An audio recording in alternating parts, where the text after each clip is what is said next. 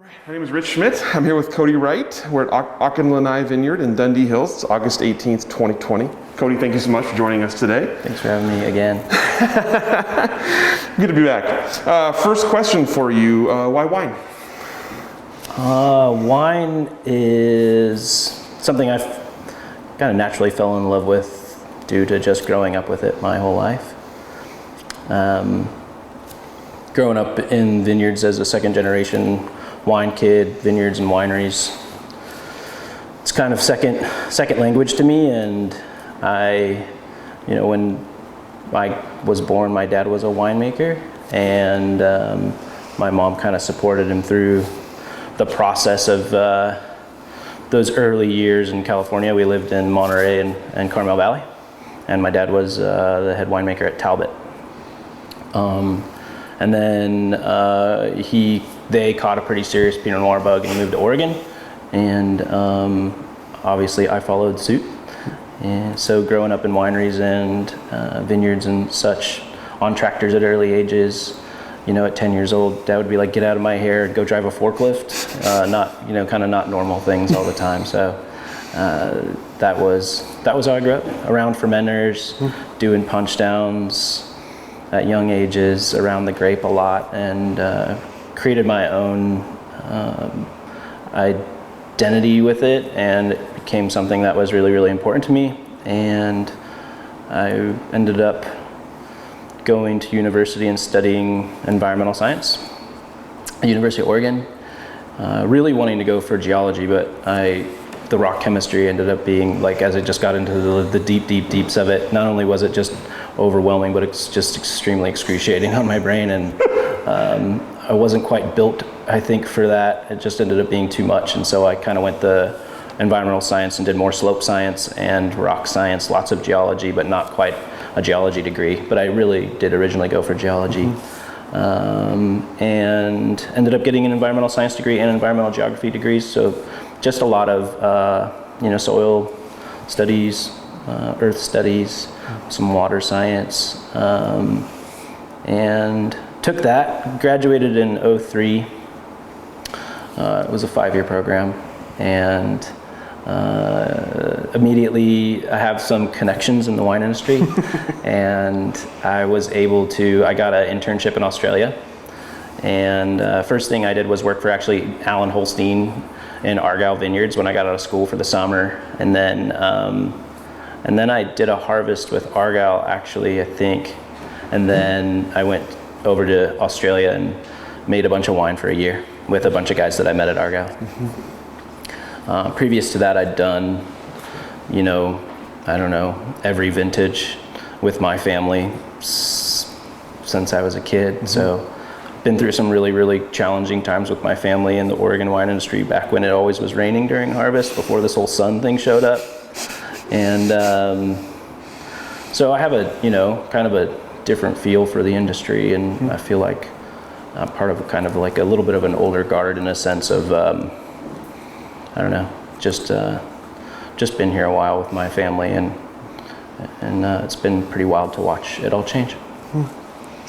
So lots of questions from that. So I want to back up for a second, and I'm curious, was wine, did it feel like an inevitability for you? Did you ever think about doing something else? Was it always kind of geared toward wine? Well, I always liked alcohol. And I always liked plants and rocks, and I just love being outside. I loved horticulture. I loved the identifying how things worked and why they worked. And I think if I had come at it from a different angle and not, and somehow found wine outside of my family, and it wouldn't have been so, direct in my life, I probably, if I would have done a fermentation science degree or something like that. But I feel like I'd done quite a bit of natural fermenting with my family my whole life, as 10 years old to 20 years old or whatever. And I'm not saying that I was a master of it by any means, but I had a pretty solid understanding of how grapes are growing, and theoretically how to take care of them pretty well, because I worked in vineyards all summer and would help my family manage all of our vineyards all through college and all through high school. It's what I did. put together a team of buddies, and we'd help Ken back before he had crews and stuff like that. Not really because we wanted to, but because it was told to. But it was, yeah, I just, I kind of just loved it for what it was, just that whole process. And I think really what for me, falling in love with the process of winemaking is what I love so much. Obviously I love Pinot Noir and I love Chardonnay, but I'm a big process person, and I love, starting in the vineyard, starting from the beginning, starting from pruning and finishing it all the way into the bottle. And it's just really an incredible process to be a part of, and it's very challenging. And I think that's why I also enjoy it so much, is I don't like the easy things. It's not very smart, but it's kind of my way.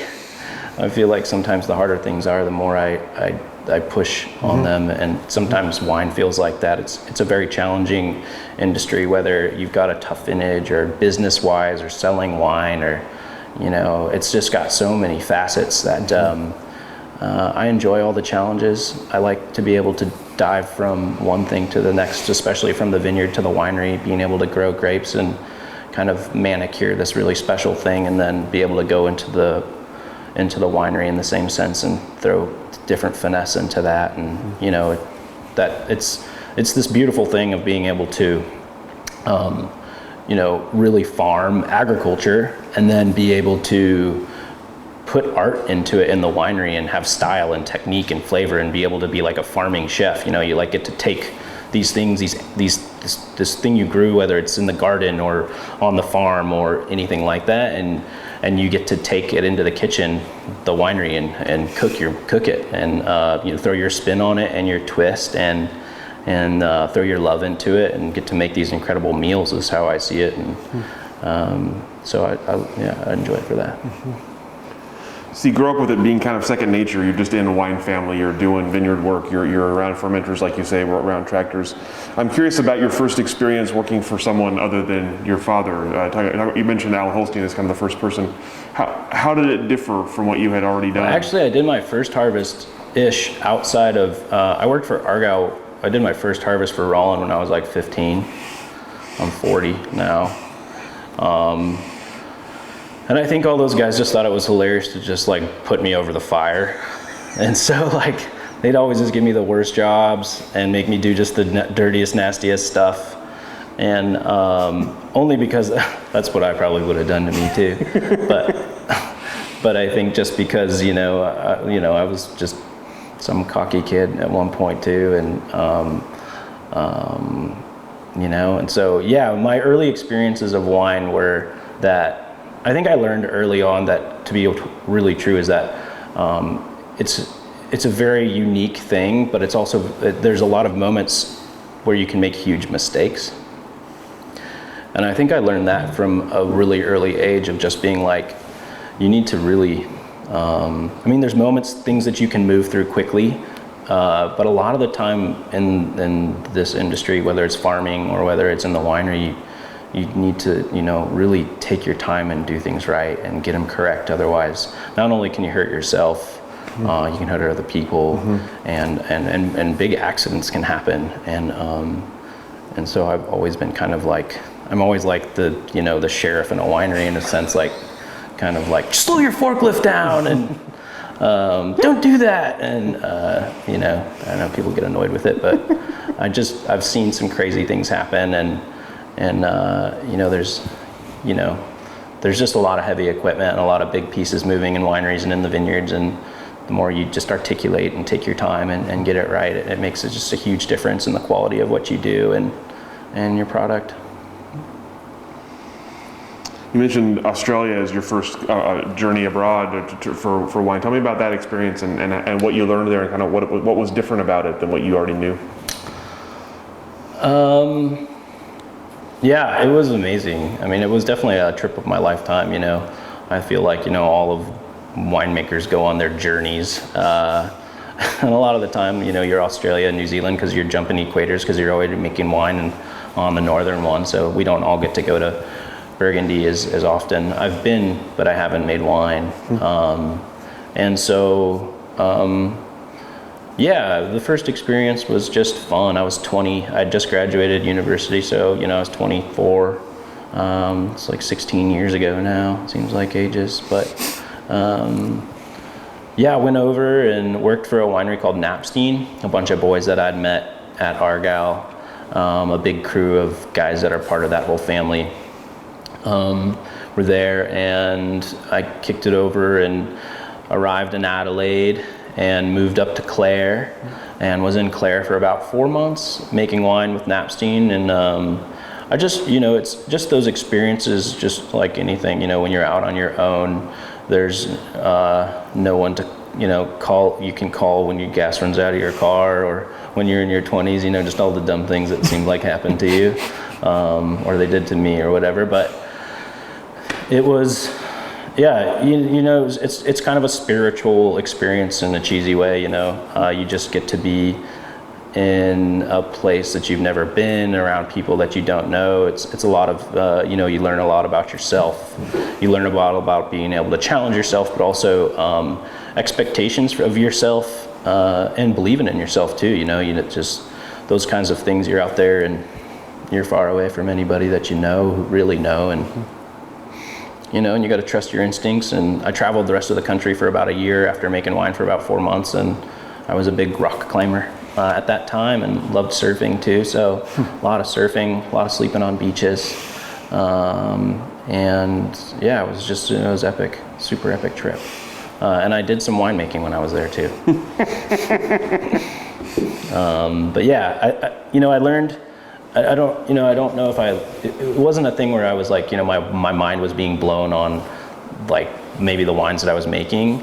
We were making, big cabs and Merlots and Syrahs and Rieslings and stuff like that. And they were all really super fun wines and really pretty stuff.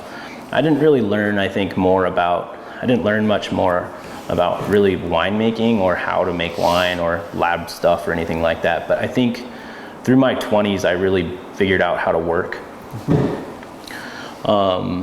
And I think, your parents try to teach you work ethic growing up, and I come from a pretty hardworking family. But I don't think I really learned what it meant to really work hard until I started working for other people, especially in the wine business. Just, that self-worth and that gratification of doing jobs really well. And not only that, but, being responsible for being part of a team, and being responsible for the quality of not only what you do impacts that whole team. And you just work in these crazy hours, it's like being on a ship in the ocean. It's like being a sea ship, like in a military thing, really those harvests abroad and those big, huge ones, it was a bigger winery, and you just, you get a little bit of sleep, maybe get 1 day off every 2 weeks. And as an intern, I'm doing some winemaking and you're in the vineyards a lot and sampling, but like winemaking it's like 10% fun, cool things, and it's 90% just cleaning up after yourself, and the quality of what you do comes from how well you learn how to clean up after yourself. And that just goes for taking care of your equipment, taking care of your pumps and all your hoses, and sanitizing everything correctly, and cleaning up your, and the quality of how you take care of your winery and take care of your equipment, and all those things is really what impacts the quality of your winemaking, because you're able to keep everything so perfect and dialed. And I think I just learned a lot about working hard on those trips. You talk about kind of taking that time to kind of learn about yourself and about your, like, kind of what it is you want to do. I'm curious, did you have a path in mind at that point? Did you have a goal in mind for your wine career, what would happen next, or were you still just kind of playing it out as it happened? I've always been a pretty proper dreamer. My family would back you up on that. I tend to have a pretty large imagination, so at 23, I don't think there was anything that I didn't think I was going to do. But actually, when I was in Australia, at 23 is when I came up with the name Purple Hands, because I had done Argyle vintage, and then I was in Australia, and then I had come home and I was going to do a vintage with Ken at Ken Wright Cellars, and then I went to New Zealand that next year, and within that whole process, in that 2 years of doing 4 vintages in a row, is when I came up with the name Purple Hands, and it really kind of inspired from being in Australia with all those huge wines, and the leaves were so rich and dense and purple. That's kind of when I tend to write the wacky things that go on in my head down on paper sometimes, and lots of brainstorming and riffing on stuff. And one of the names that really came out was Purple Hands out of that whole process. And Purple Hands, it means, even though it's got the beautiful color of purple in the name, it does really stand for just all the work that goes into making wine, and just how that grind and that depicts all that handwork and hustle and time it takes to make that product.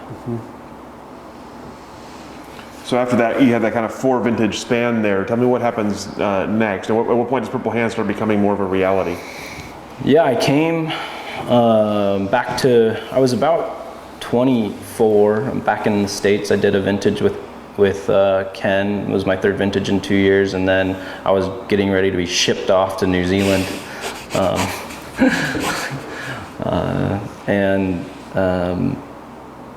And that vintage, I convinced Ken to let me buy my own grapes. I didn't have a lot of money, but I had about 10 grand. And a buddy of mine and I went in together, and just I couldn't afford any Pinot Noir because it was uberly expensive. And also I didn't really want to destroy the Royal Grape on my first goes personally. And I just had so many ideas and all this stuff that was washing and flushing around that I just wanted to put pen to paper and start trying different techniques outside of my family's well-being, and screw my own stuff up, and I was doing skin soaks this and skin soaks that, and just doing silly, dumb stuff that no one would have ever let me do on their wines. But I ended up making some really fun stuff, and I bought about 10 tons, so it was enough to get into trouble, and it was enough wine, and it was enough wine that there was a lot of barrels, and we needed to figure out what the heck we were going to do with all of them. And they were good. And it was like a blend of Syrah and Merlot. I couldn't afford Pinot Noir, the first vintage, 2005. And and we just came up with the name Purple Hands, and after kind of going over a bunch of stuff, and it felt right, and a bunch of people in Portland, I was selling it all myself with my buddy in Portland, and we were selling out of, I had this little van called the Tortoise.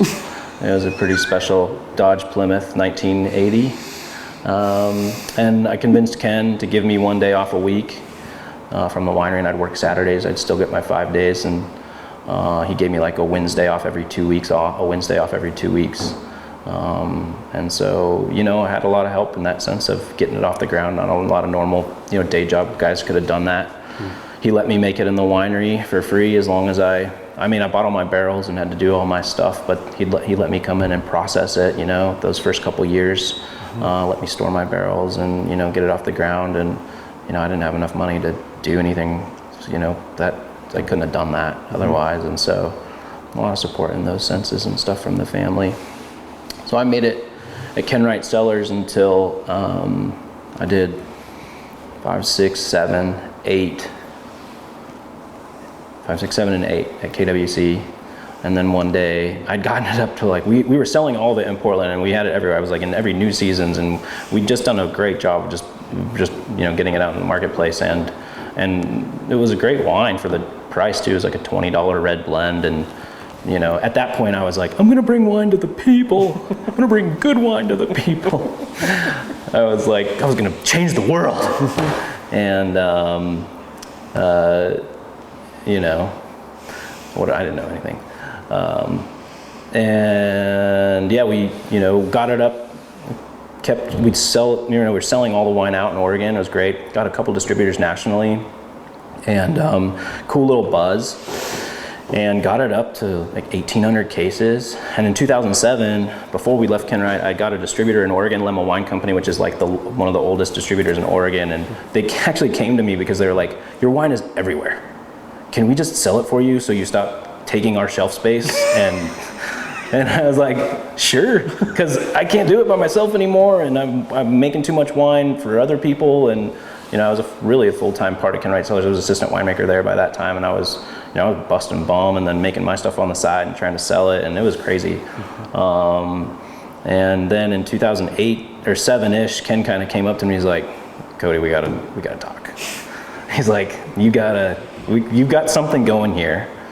And we can't make all this wine in the winery unless you're going to pay a bunch of money, and we just don't have room for it. We just really don't have the room. And he's just said, you can either make Ken Wright Cellars, stay here, make a little bit of Purple Hands, or you need to find somewhere else to make it. And it was kind of OS moment for me, where I was like, oh dang, like, okay, I gotta figure this out. And I got so lucky. Rollin and Corby, Rollin Souls and my mom, Corby Stonebreaker Souls, they were starting they had started Rocco Winery in 2006, and they were just building a new winery, and they said, Rollin was still the head winemaker and head general manager of Argyle, and but they had Rocco going, and mom just said, hey, and she, kind of convinced Rollin, because Rollin was like, I don't know about this kid. And they were like, hey, you should come be the assistant winemaker at Rocco, do all the dirty work for Rawl, while, and then, you can build PH up. And they literally, both Rollin and Corby have been incredibly supportive and are a huge reason of how I got my start with Purple Hands. They said, you can make as much wine as you want here. A couple first years, we'll let you get off the ground for free. Again, stuff like that. And get it started, and you can make all the wine you'd like, but make wine here for be our assistant winemaker. And that's when everything really took off for us. And Ken was not super excited about that. I know if he ever watched this, he'd be like, yeah, I wasn't. But my family is incredibly supportive, and we've always got each other's, really do support each other. We have a super tight family, whether, from Ken and Karen and my sisters on the right side to Rollin and Corby and my brother, and we have a super tight team, and everybody really does look out for each other, and they gave me a lot of opportunities. And so, yeah, made wine, Purple Hands. I was able to grow Purple Hands at Rocco and make wines, kind of do all the labory stuff for Rawl while he was still at Argyle before he kind of left in 2011. Mm-hmm. And when he came over to Rocco kind of full time and left the daily management of Argyle, he's still a consulting general manager, consulting winemaker. In 2011, at that point, I had got Purple Hands up to, by that time it was Marquis and I. And we had gotten Purple Hands up to about 3,000 cases.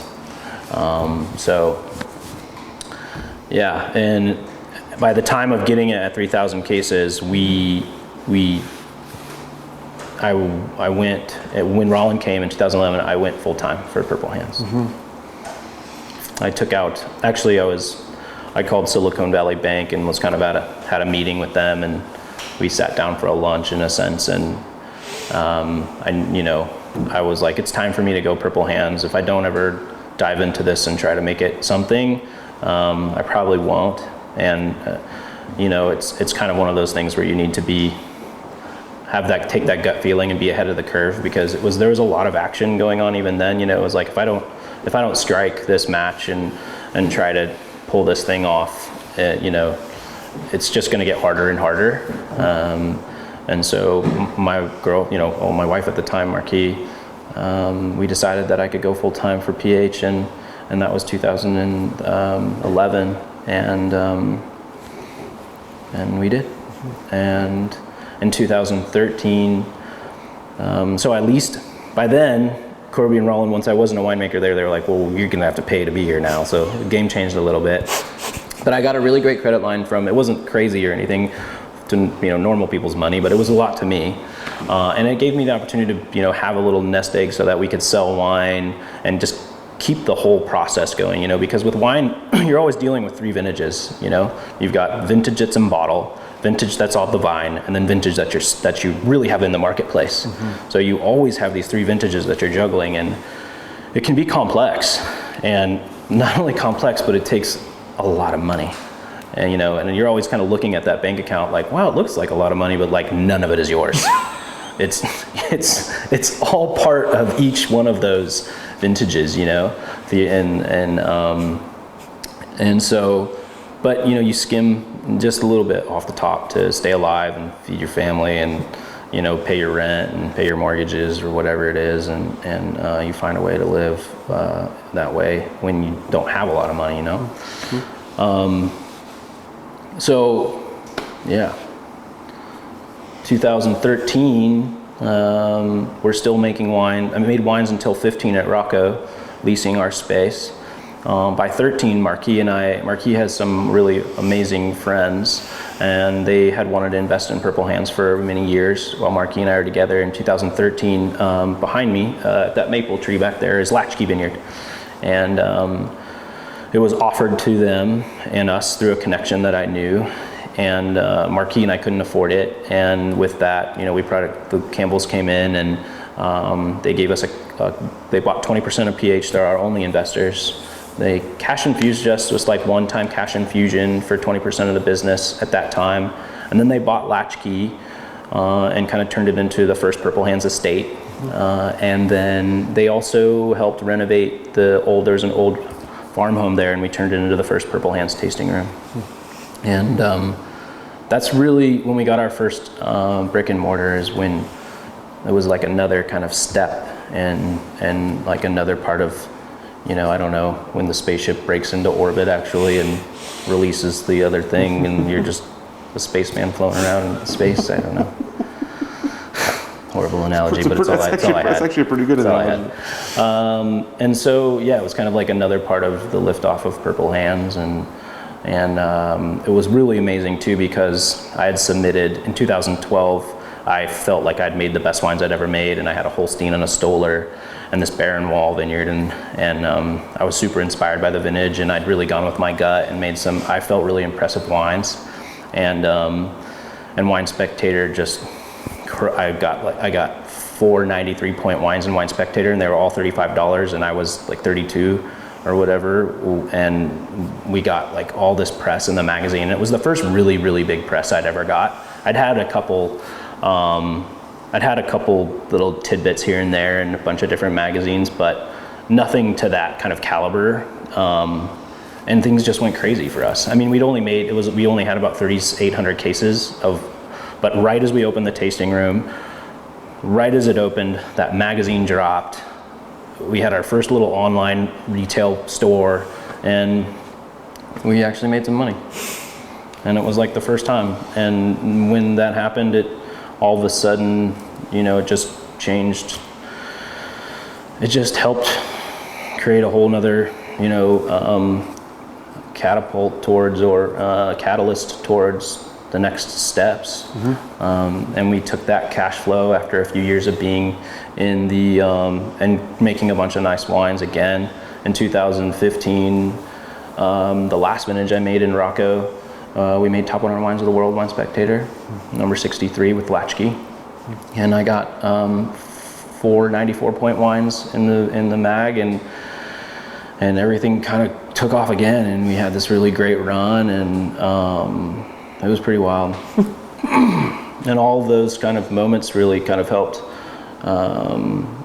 again, put some food in our bellies, and gave us the opportunity to do some things that we couldn't have otherwise done without, keep having those brick and mortars and having the tasting room to really kind of sell that wine to retail and not sell it all wholesale across the country, but it all helped. But then we took that cash flow and built the first winery in downtown in 2016, which was 4 years ago. It just feels like 6 or 8 or 10. It just is a big wave. It's been a long year. Yeah, totally. So I want to back up a second before we get back to that part of Purple Hands. I'm curious, you worked as an assistant for Ken at Ken Wright Cellars, worked as an assistant for Raw, and obviously two people who cast a pretty long shadow in the industry. I'm curious about working for them as family, what you picked up and what you wanted to kind of, as you set out on your own, what you wanted to do differently with Purple Hands to create your own identity. Yeah. It's a hard question. They're both extremely incredible people, and they're both very, very different. I think they're both equally hard on me, which is, a good thing and a tough thing too, which is kind of why you end up being kind of like, okay, I've done this, you're kind of ready to move away from some of that, it's never good enough kind of stuff. And I mean it in the best way, and they know I do. They're also, just the most incredible people, and they've taught me more than anything ever. But in that same vein, it's just, it's kind of the same for my son, it's just kind of the way it is. The expectations are so high. There's no room to wiggle in some senses, and you just end up, it just gets old. And I think for me, part of building Purple Hands was the freedom to live up to my own expectations that I have for myself, and knowing that I am really good at what I do, and just kind of being able to trust myself, and that's really what Purple Hands was, and always has been, is just the freedom to challenge myself, make my own wines, not have to have it be, their problem if they aren't good, and that kind of stuff. And so, yeah, I mean, they're just incredible. Rollin, I feel like I got such an incredible best of both worlds because, Rollin is super talented in the vineyards for sure, but Ken kind of looks at the vineyards in a more holistic kind of, they're part of me, way. And Rollin is such, he's, master's in microbiology, and is so analytical in the winery. And I feel like having both of those winemakers kind of chop me up constantly, just really created the quality of the winemaker that I am. And then, just kind of my own philosophies and twists that have punched their way in there too. I feel like it's just gives me a lot of tools to use, whether I'm in the vineyard or whether I'm in the winery. And I think that's also a lot of why Purple Hands has had the success it's had. I mean, if you call it success or not. Why it's done okay. Sounds like success. Is just, I've been able to trust myself from a young age, because there was always a lot of asked upon me, and I trusted a lot of decisions that I made. I was able to go with my gut and make good decisions for a long time because I was under such good tutelage, and I think too, I learned early that I just saw the grape differently. I think growing up in the winery with Dad, and how I made wine, and even with Rollin and Rocco and how he did his stuff, I always just wanted to do it differently. And they always knew that. And I think that was, even in the early years of early 20s with Ken, we're blind tasting barrels after barrels, and constantly challenging ourselves, and being rolled over the cheese grater in terms of palate, and what barrel is this from what vineyard, from what clone, and what is that kind of stuff. And not always just like competitive, but it's always kind of competitive. And I feel like I've always had a pretty solid palate, and so, but.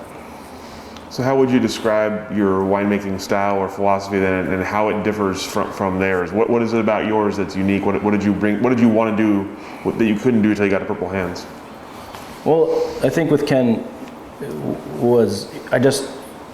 when we'd be in the vineyard and we'd be picking and he'd be like, I'd say, I really like where this is at right now. I like this acidity. I like this vibrance. I like this. And Ken would come in and be like, that's not ready forever for 3 weeks.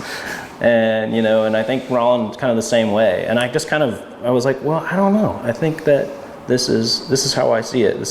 I think there's something really special here, and this is how my palate and vision sees this. And that's what all those great vintages that we were able to put in glass in every one sense is just it's been, I just see it in my own way. I don't want to make their wines. I love their wines, but I don't want to make their wines. Mm-hmm. Purple Hands hasn't had the success it's had because I just went and took Rollin and Ken's recipes, which I think some people think is it. It's like, oh, how could he fail? He's got all the, it's easy to fail. You can screw up wine super easy, and you can not do good business, and you can, it's, especially when those guys didn't, sponsor this whole project. But that was it. Really, the reason PH kind of has made its own mark is because I just have seen the grape in my own way, trusted that, made those wines, and thank God other people liked them and loved them and bought them and then gave me enough money to do it again. Yeah, and I think if you talk to Rollin and Ken and they're behind this, they'd say that for sure. They know that my wines are my wines, and the thing that's created is my own little, my own little style and technique that and like vision of, how I want to show off Pinot Noir, because I love Pinot Noir.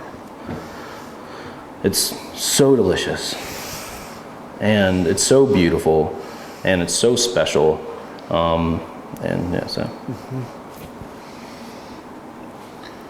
So tell me about the vineyard piece. When you're either with your own vineyard, which we'll get to in a second here, or you're sourcing grapes from elsewhere, what are you looking for in a vineyard? What are you looking for in a site? What are you looking for in people to do business with as you're sourcing grapes to make your Pinot Noir? I've been super fortunate to grow up around so many great vineyards.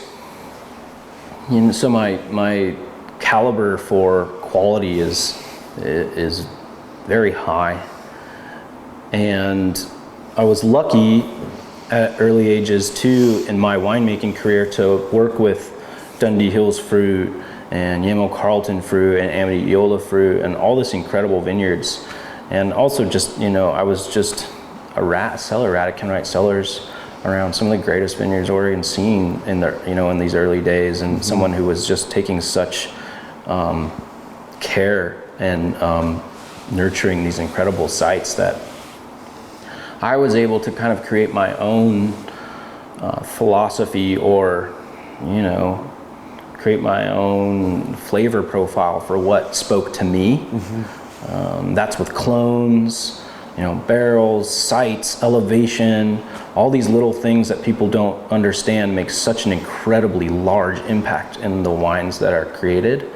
I kind of put my own language together of what was really my favorites. As simple as that. I love this and I love that, and I want a little bit of this and I like that, and it's like, you just end up putting together your own favorite things, and those are the dishes that you're making, and that's all you want to cook. And I've kind of been so lucky to have been, with Ken so long in his cellar, that even in his cellar I would be like, I don't know why you're doing that, and I don't know, that's not good, and of course, like some dummy, but yeah, I just ended up finding things that really spoke to me, and I love everything about how Pinot Noir can be savory and elegant and powerful and soft and nuanced and feminine and peripheral, but also it can still hold such structure and restraint. There's so many things that Pinot Noir can do, and the clones that kind of speak to me the most those are the ones that I work with the most. There's like 4 or 5. I don't work with the other, all of them at all. I just really have a few that are my favorite, and I tend to just work with those a lot. And then, I really like vineyards with elevation because I love some acidity.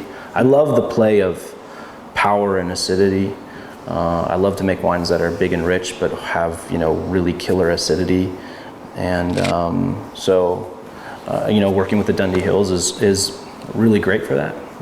Some of the higher elevation vineyards in the Willamette Valley, Amity-Yola, Dundee Hills, Halem, but then, the volcanic soil is so unique. It's so transparent and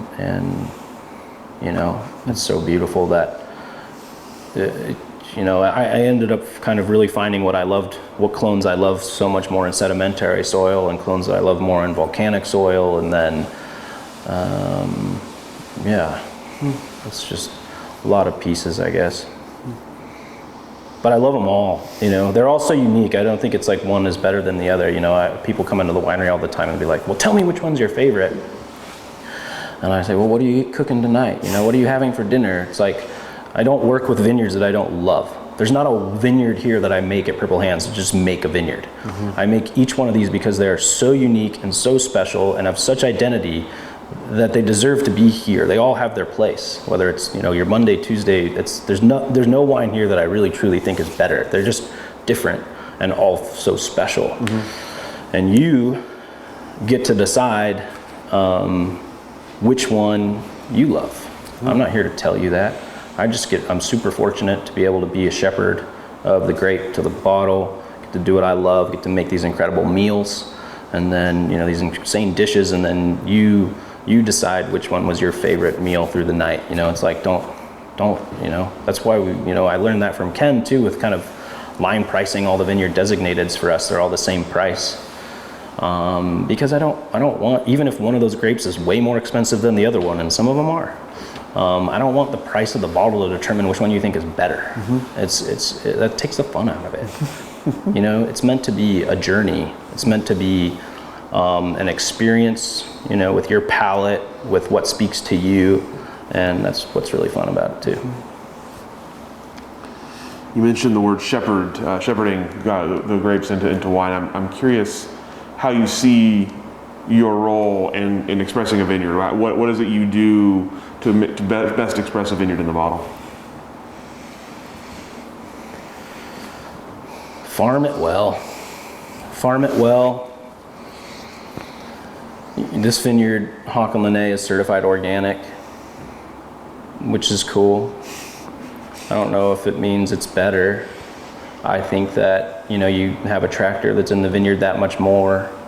You're burning that much more gas because the sprays aren't systemics.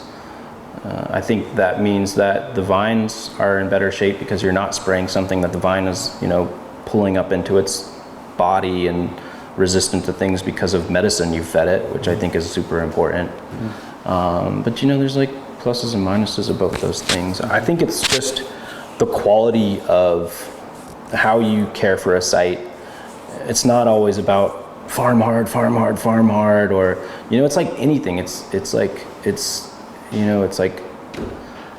good farming it's touch, and it's being in there in the right time and taking care of something. It's like taking care of anything. You can do it well, or you can not care about it. You can turn it into a widget or a machine, or you can love it, in that cliche way or something. And I think if you take care of vineyards like they're your family, and you love, you really do love them, you're gonna care about their vigor. You're giving them lots of energy in terms of soil amendments and foliar nutrients, and you just want to take care of them. And I think that sometimes means that you're spending money on them, and quite a bit. But it all comes down to the quality of the grape and site first. You can't, no matter how you farm a bad spot, it's never going to make great wine. So you gotta have that right place. Place is so important. Aspect, elevation, clones in the ground, the right dirt. Without the right site, the grapes are never going to be exquisite. And so if you have the right site, the right elevation, the right dirt, and the right clones, then you can have an opportunity for the winemaker to not totally screw it up. Just get it in the winery and get over yourself, which is what I'm trying to learn how to do a little bit. Let your ego go and just try to let the vineyard be that big, beautiful thing that it is. Tell me about that process of getting yourself out of the equation. It's got to be hard as someone who you want to control what the wine is going to be like. So how do you step back and allow the grapes to do what they're going to do? And at what point do you feel the need to kind of put yourself into the wine? Well, I just think, the more you just let the vineyard express itself, the better the wine will be. Whether that's, native fermentation is one thing, and there's so many different, conversations politically about what that means, right? And a few years ago, I was kind of trying to do everything native and did a couple conversations on what that was, and that was important to me, 4 or 5 years ago. And it still is, I feel like, keeping native go, but I just feel like finding, like in the ego is like, this is what I do because this is cool, or this is what's hip right now, or this is what's this. Kind of trying to find a way, what's best actually for the grape. What's the grape want to do? What does it want to taste like? Like, just because you fermented natively, or you did this, or somebody inoculated with this wild yeast, or you inoculated with this Burgundian, dry yeast that you bought, just because it's native, does it actually taste better? I don't know. Maybe it does, and if it does, then awesome. And if it doesn't, then, okay, so it's good, better just because it's native, or it's just good, better because it's, there's so many different ways to do it, and I think finding a way to get out of the way of it and let the grape show itself the best is what I would like to do. Maybe I'm still not doing it, but I'm probably not. But I think I am better than I was. I feel like when I got the winery at Purple Hands, I just kind of started cowboying all sorts of stuff. Like, I was like, yeah, this is how I'm gonna do this and this and this. And I liked the wines, but I feel like I just needed to get out of my way a little bit. I was like, I'm gonna do everything native, and I'm gonna do all of this, and I don't think it was really what was best for the grape sometimes. And so I'm trying to just get out of my own way a little bit and just try to just take it back to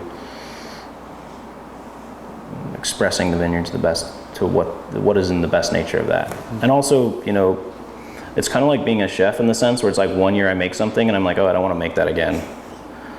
And that's kind of how I am. It's like, I feel like every vintage I make is a little different sometimes, because every year I kind of try to do, there's so much, different styles and techniques of things to do that I'm never just like, oh, this is the one, I made it. Like, this is the best wine ever. And it's always like better. I want to be better. I want to make better wine. And I feel like I get to try to do that. Every year we make fantastic wines, but I feel like the best wines I'll ever make are absolutely yet to come, And so just trying to figure out how to do that every year. No pressure. Right. And maybe they're not, I don't know. Maybe it's gonna go downhill. So you built the new space in downtown in 2016? Yes. 16? First vintage was 16. We moved in, we just harvest was about to end. I don't know if you remember 16, but we were picking in August. So I think July the winery finished. It was crazy, and it was just nuts. And my son was 2, and we had we had a little house in Dundee, and we moved everything from Rocco, and I got into the first real amount of debt that I had been in yet. And first 16. And you mentioned that kind of changed your style a little bit. You kind of suddenly had a lot of freedom, I assume, and a lot of space to try things out. I always had freedom. I think I just Yeah, I think you're right. Like I wasn't in Ken Wright Cellars anymore. I wasn't in Rocco. I mean, even though I was in those spaces, I was leasing those spaces or whatever, and I was there. They always let me just do my dumb stuff. Like they let me make my own risks and make, there was never anybody like, are you sure you want to do that? Mm-hmm, mm-hmm. They never did that to me because they knew it would have pissed me off first and foremost. But not that they cared if I was pissed off or anything, but they let me roam, I think the last wine I ever let anybody taste before I put it in bottle between Ken and Roland was 2009. I never let them taste anything since then because actually I had a wine that I really liked in 2009 and I brought it to Ken and he tasted and I tasted it with me and we tasted it and we critically analyzed it and then I brought it to Roland. And so I had the control and then I had these two hypotheses and I had these different things and I ended up doing a little bit of, changing of the wine because of not what I thought, what they thought. And I freaking hated that wine forever. Still hate that wine. And I changed it. I actually really liked the wine. I thought it was beautiful. And then because of kind of that conversation we had, and not out of spite to them, not because, not for any other reason than like, oh, they made it and then it got bad. Probably it wasn't very good anyways. I just loved it. Mm-hmm. But yeah, I ended up changing the wine and then that wine disappointed me for so long. And I remember it, and I know that if I would have just gone with my gut and followed my 2 cents, I would have made the wine that I wanted. And I learned a hard lesson that time. And from then on, no one, maybe my wife, will taste wines that I've blended and put together before they go to glass. And I'll let people barrel taste, through the year. But no one gives input on my wines other than me and my boss, Marky, my wife. And that's usually like, no, that's not good, and you need to figure that out. Or that's amazing. Mm-hmm. Both very helpful feedback. Both very, very helpful. Both stuff I can trust. No, she's much more detailed than that, but just playing it up. So then the next step for you was this space that we're in now. So tell us about we went from the winery and we were able to take the equity built on that property and we bought 26 acres on Ribbon Ridge. Oh, that's right. Where we live. And we've since planted that out over the last 4 years. And I have 14 acres of Pinot Noir out there. And 6 acres of it is going to be fourth leaf this year. Mm-hmm. And then the other 8 acres we put in this last fall. So tell me about that space. Why that space? Well, it kind of comes down to that thing where in 2016 we built the little winery and gave us more opportunity to bring in more people to build the brand, bring more people in the door, sell wine, build brand, kind of all those things that it takes to build a business. And we were doing really well. In 2015, again, we were still kind of running off the fumes of all this incredible press that we got. And we'd done pretty well and put some cash in the bank. And, you just see all these people coming to Oregon and being an Oregon boy and loving wine the way I love wine. And loving not only wine, but loving dirt. And it's like I'm the biggest dirt nerd, it's just like I love the dirt here. I love the smell of it. I love what it does to the grape. And, I just see whether it's, Resonance, Jadot, and all these families from all over the world coming, Jack Kendall Jackson, it's like you just see these little pieces that you love so much, just maybe you don't get to own one, and maybe you don't get to have your own vineyard, and maybe you don't get to do it the way you want to do it because, and not just like, there's a lot of dirt, but I mean, these exquisite dirts like Amaiola and Yamo Carlton and Dundee and these upper elevation vineyards and these I mean, to be honest, Grand Cru sites. Grand Cru, Oregon. It's a real thing. And if if I don't take those risks to get into Grand Cru, Oregon at this point, like I may never get to, I just might not get to. And so that's what that's about. It's about having an opportunity to, I don't want to just make wine. I want the chance to make some of the best wines. And you can't make the best wine without having the most incredible sites. And so that's what that's about. It's about, we got super fortunate with the Ribbon Ridge property.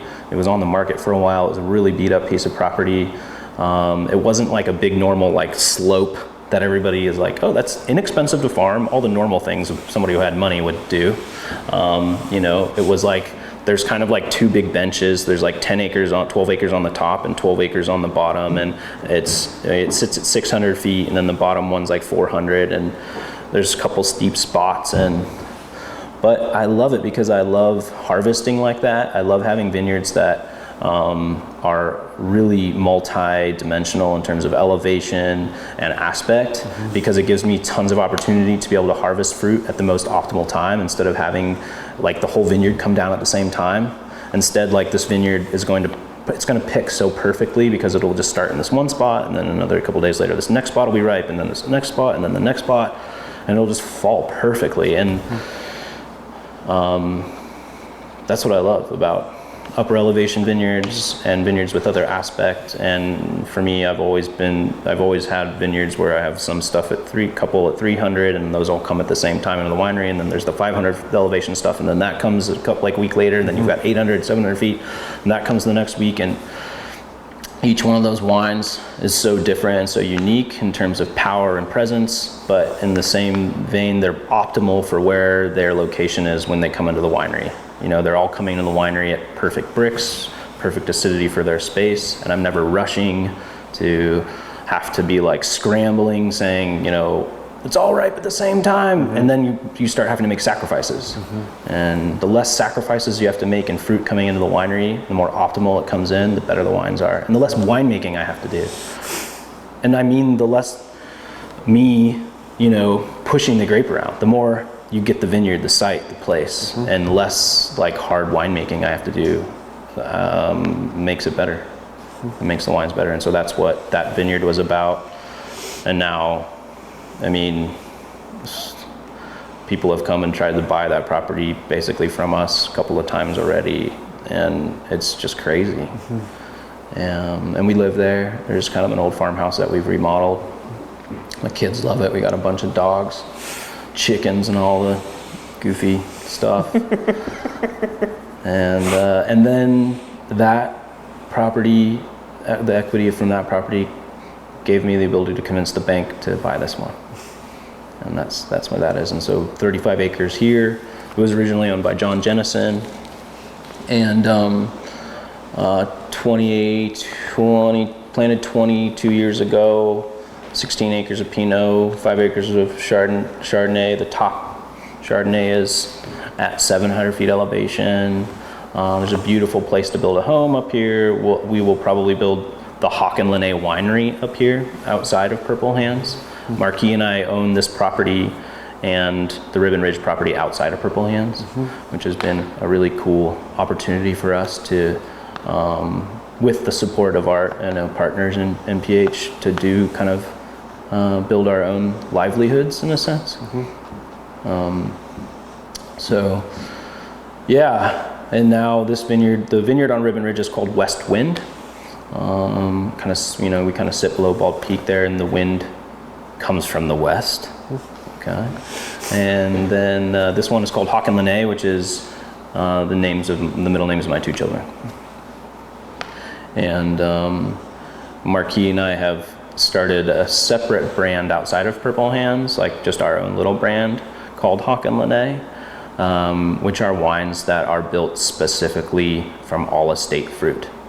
And where Purple Hands, we source fruit like Shea and Freedom Hill and Latchkey and Krupp and Holstein and Wickman and all these exquisitely Grand Cru incredible vineyards. But then Haken-Linné is just our Ribbon Ridge site and fruit from Haken-Linné Vineyard, Dundee Hills.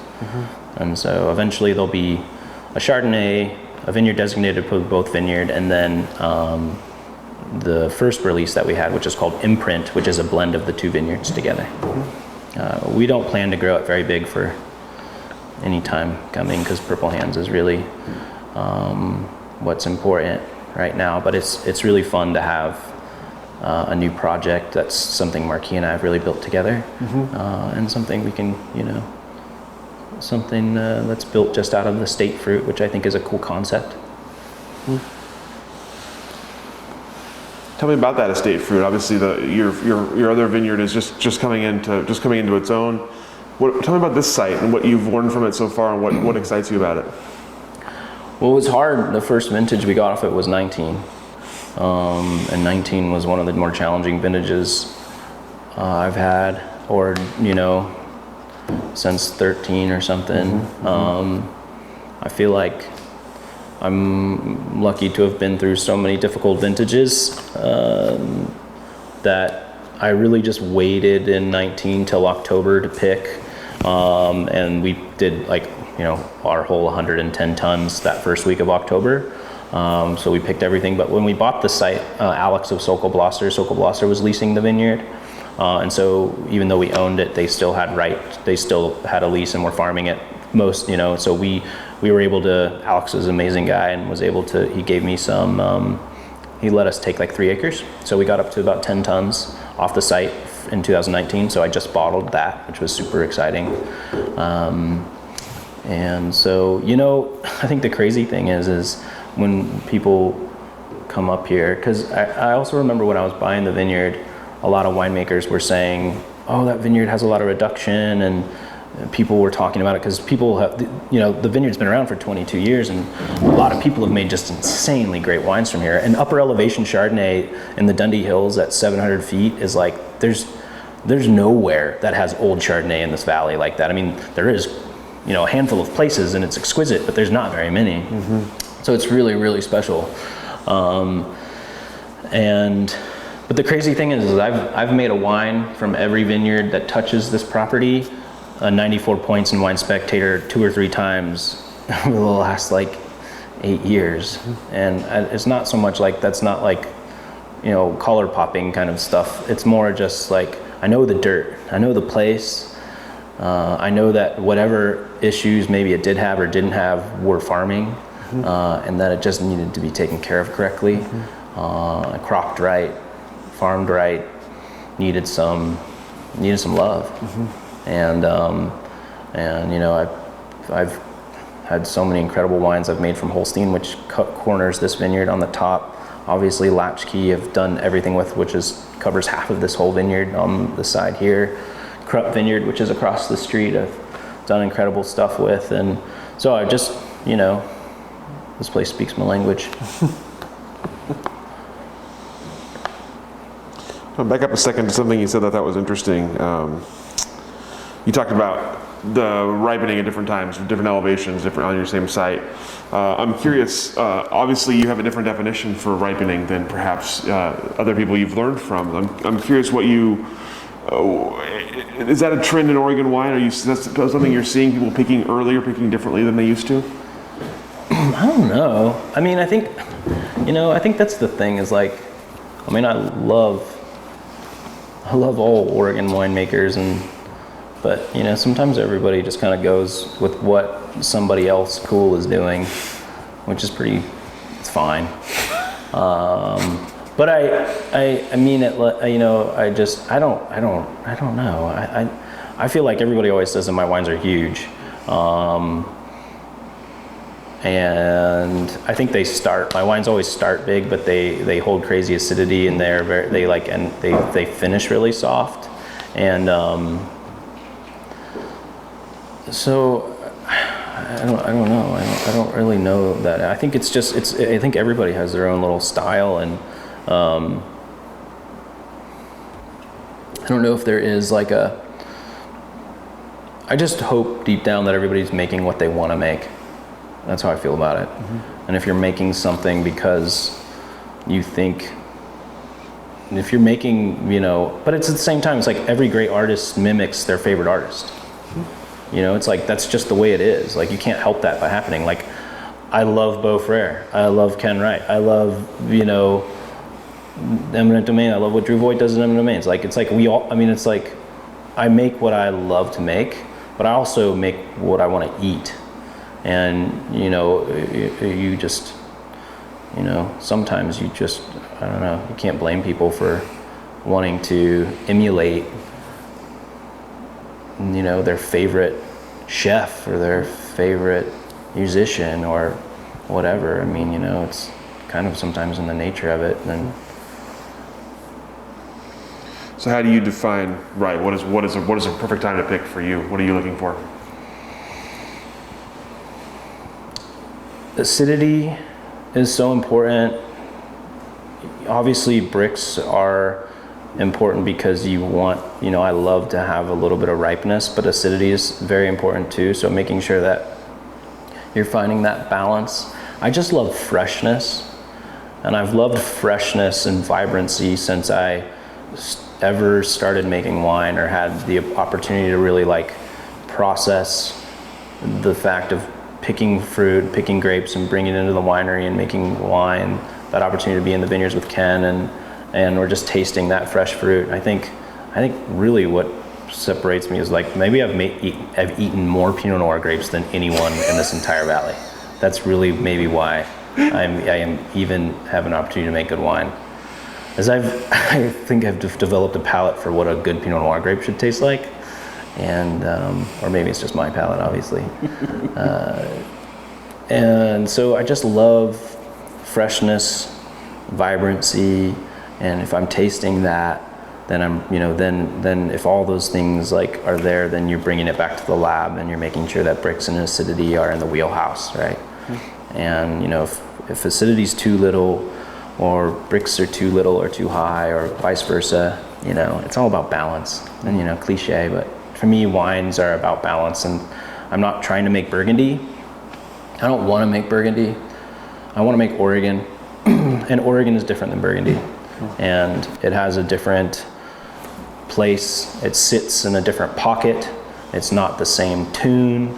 You don't, you know, you don't tune it the same way. It's not Burgundy. I don't want to make that. And I want the opportunity to showcase purity of where Oregon's pocket is. And I'm obviously still trying to find that myself. But that's what I want to do, is I want to show off how incredible Oregon Chardonnay is, Oregon Pinot Noir is, and I don't think it has to be in that same pocket as, you know, Burgundy to be the best, or to just be incredible. And I don't think it should. I think it, you know, obviously there's similarities that will resonate quality to anyone, but you know, they're the same but different. That's awesome. Obviously, we're talking to you August 2020. We're dealing with COVID pandemic right now, and sort of curious how it's affected your wine life and maybe affected kind of your plans for harvest and the immediate future. Yeah, harvest will be unique. You know, everybody will be masked up. You know, obviously the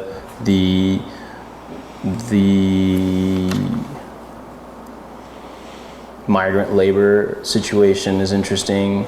There's been a lot of COVID happening in those, you know, families, and just because people are, you know, their living is a little tighter on top of each other. So there's been some hot spots for that. So we have to take into consideration how we're going to kind of properly set up for that. Probably have, you know, a lot of alcohol sprays around, bottle sprays, 70% or more. Everybody will be masked. There'll probably be a lot of gloves.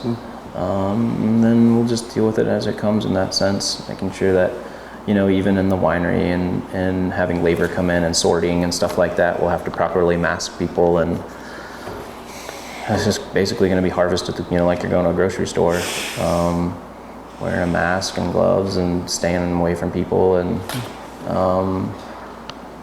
it's hard, but we'll get through it. Wine sales have been pretty wild in the tasting room. It's been pretty amazing. People have been really supportive. Our DTC has been fantastic, which I feel so lucky for. We did have we had a government closure, obviously, for a couple months. That was hard, but we were able to keep it going through online sales and doing a lot of special pushes and stuff. So we did okay. And then we were able to open the doors and had a couple really great months. And then obviously spikes happened again and people kind of slowed down a little bit, but it's still been all right. We've had some really great months. National sales have been tough. National sales are tough, and we do, we're in 35 states. So even being a small producer like we are, we make 6,000 cases. We'd say at least 4,000 of that goes wholesale, goes national sales to restaurants, glass pours across the country. That has been really hard because no restaurants are open. And so, it's the business is just different. If some people are kind of used to selling everything DTC, it's not much of a difference for them. And our DTC has been great, so we're fine there. From a national sales, that's hard. We're probably doing on a good month 35 to 40% of what we normally do national sales. And that's hard, you got wines being released and publications are closed. Even Wine Spectator was shut for 2 months when basically they usually bring in, or any of these magazines by any matter, Wine and Spirits, all the very important critics shut down for months at a time when you would have been prepping and teeing up to have wines in to be being released in the magazines to help inspire and pump sales in a sense, hoping you got some good ratings and stuff like that. So I don't know. I feel like the new success for us this year is, because obviously we've taken some risks and put ourselves in a position to try to control our business more and our business model and make better wines. And it's now kind of survive the years. Hopefully things change, but if they don't, then you take it as it comes and you tighten everything up a little bit more. And I feel like we're lucky to have more estate fruit now because we can farm as much fruit as we make. I mean, we make 6,000 cases at Purple Hands, and I can easily make that just with the 2 estates now.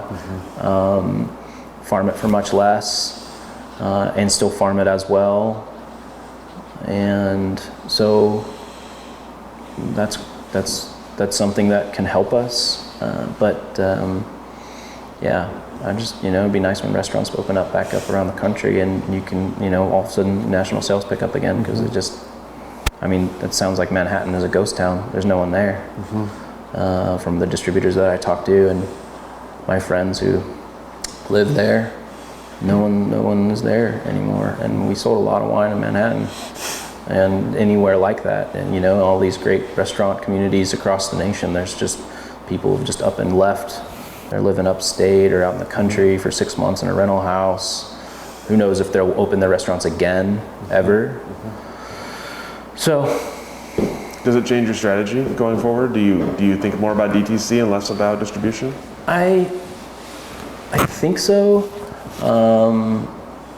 I think strategy is the same in a sense as survive.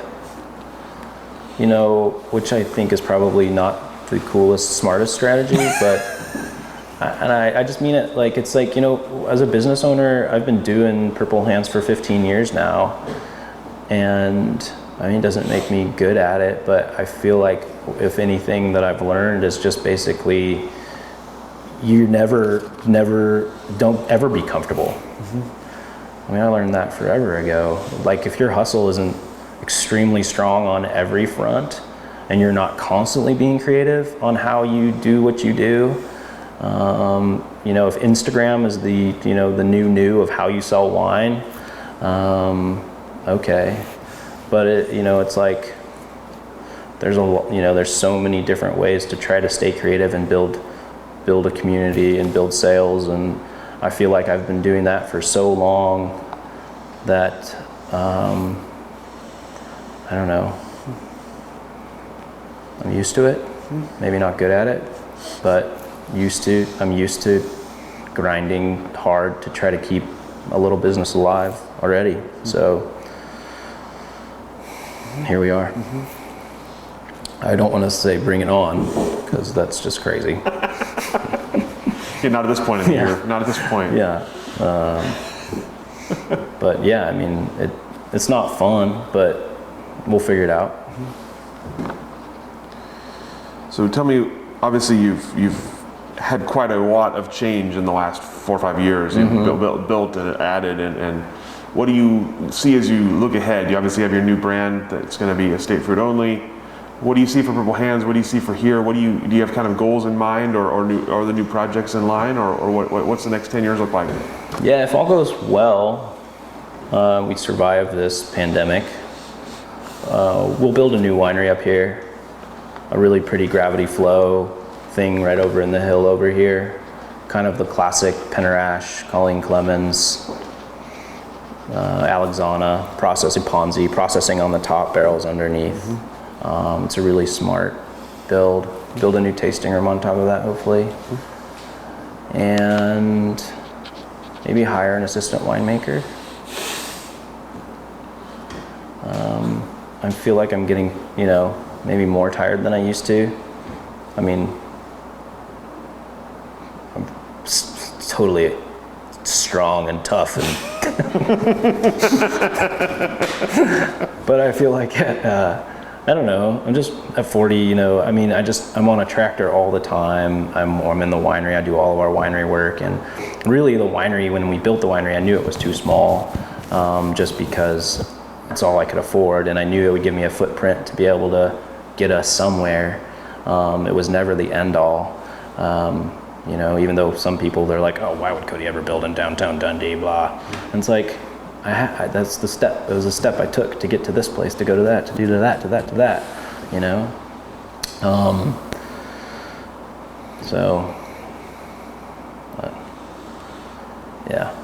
Someone you can give all the fun tasks to. That's what you're looking for.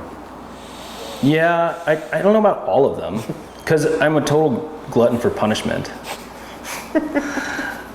But just take some pressure off. Have someone that I can trust. And again, having the winery so small, it's hard to trust someone, because it's just a very delicate space, and I do a lot. Usually you're only supposed to be able to make like a case per square foot, and I make like 3.5. It's just, and it's necessary, but it's not recommended. We stack our barrels super high. I just fill everything so much. It's dialed.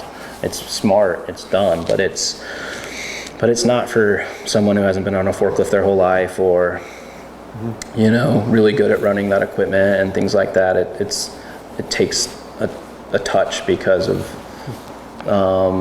But building a winery that has a little more wiggle room for being able to hire people and give them space to not run into things.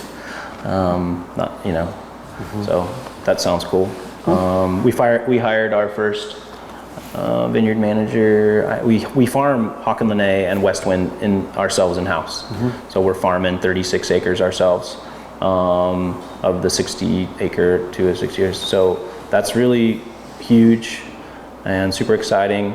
I think we'll probably hire one more vineyard guy to help between the two estates, and then take some pressure off of me, because I'm kind of like the assistant. I'm the assistant winemaker and the assistant vineyard manager, and then also the full-time winemaker. So yeah, just the opportunity to try to build trust and,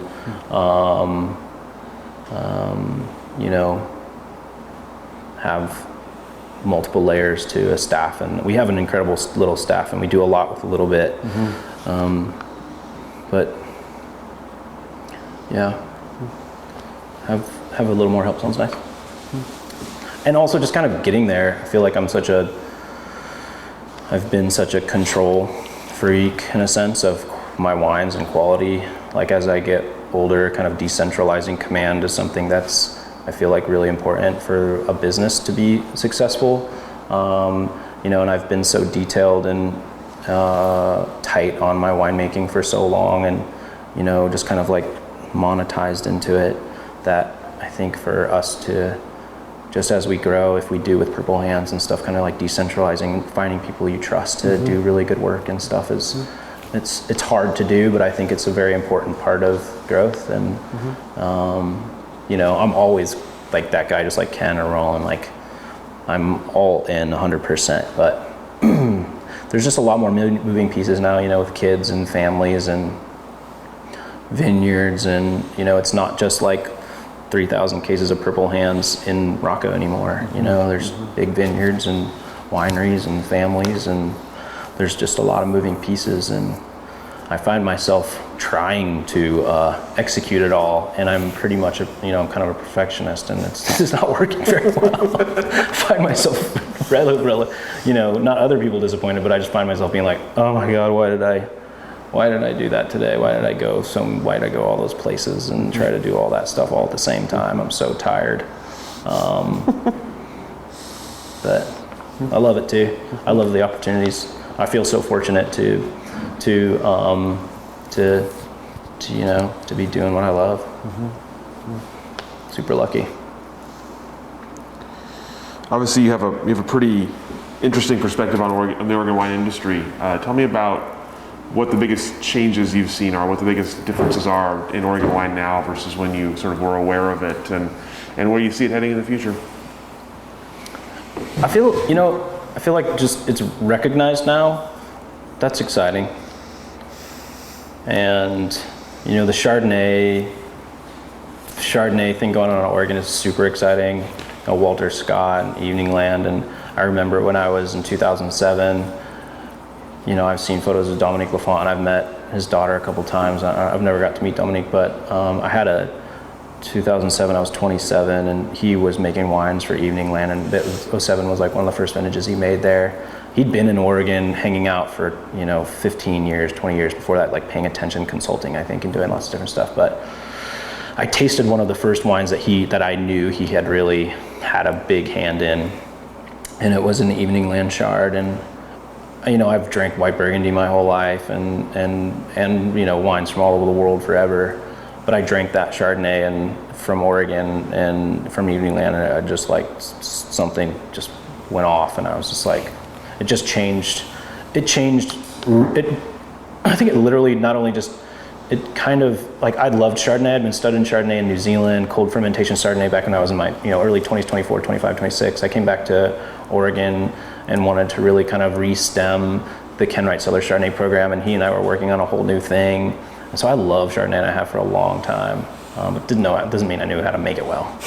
But I'd been trying, And I remember having that 07 Chardonnay from Evening Land, and it just blew my mind. It blew my mind. And actually that 07 that I had was what convinced Scott to let me plant the first acre of Chardonnay at Latchkey, which since I've made 4 vintages of it, Purple Hands, or 5 or something now, and we planted it back in 13. But I